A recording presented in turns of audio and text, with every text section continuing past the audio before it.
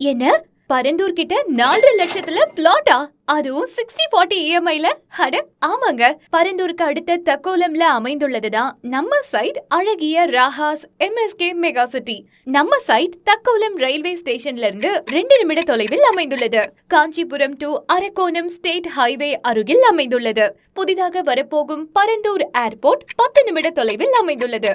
Chennai to Bangalore highway 5 நிமிட தொலைவில் அமைந்துள்ளது.